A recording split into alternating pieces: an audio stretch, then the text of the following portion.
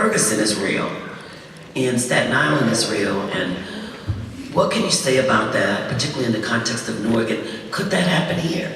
And are the interventions that you guys have been talking about all night helpful toward precluding something like that from happening? Well, you knew I was going to ask that, right? Sure. I mean, one, I think the relationship between police and the black and brown communities and poor communities, period, has always been a strained and difficult relationship, right? And I think police officers who come into our community have to have a stake in the community that they're involved in. That's number one. That's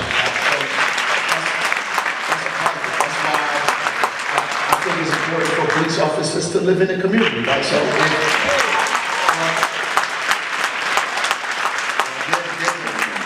push that we've been doing here at the League of Municipalities and on the state side, talk to our leaders on a state level, legislators, the Senate and Assembly office to say, listen, we want to move the legislation from 1 year to 5 years in the city of Newark and around the state of New Jersey. I think police officers and officials should live in the city that you police. I think they have a different what's going on in those neighborhoods. I mean, we're not asking you to be there forever, but you have to commit some time to the city that you police in, right? So, and that, especially if we're going to pay you a 50, 60, 70, 80, 90, 100,000. Right. Like, we want something right.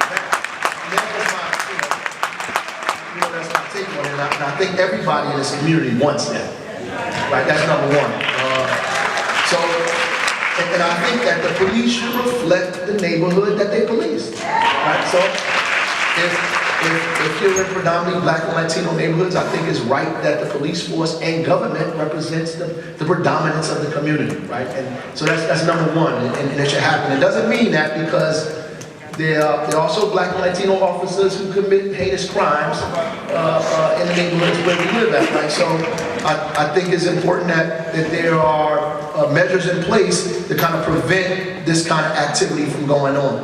When people believe that they can do harm to us, but ultimately I'm gonna shut up about it. I think that the value or the quality of what people feel about lives of individuals is at the base of this, right?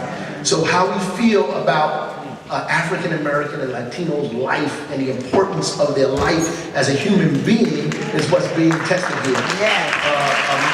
American democracy still have not come to full grips with what a black and brown life is worth. We were 3/5, and then Dred Scott. I mean, we know historically what that's about.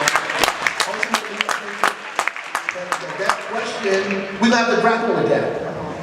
No matter where we are in society, what station we are, we have to grapple with the fact that we have very little concern about the life of African American and Latinos. And then I want to say we have not that much concern about each other's lives, right? So.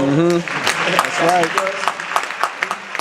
We're raised in a society where African Americans and Latinos, that whole superstructure teaches you that you are less than a human being. And people view that about us, and we view that in some instances about ourselves, right? And that's a problem. And until we address that, we're always going to be victimized the way we're being victimized in the street. But I don't think it's an excuse. Because some people say because, the violence in our community is high, that's the reason why people are coming in and shooting us. And I don't agree with that, and I don't think we should be saying that because at the end of the day, in neighborhoods where people go and shoot schools up and children, we're not advocating that people go in there and shoot their children. So we have to just be careful about that. Burke9.com.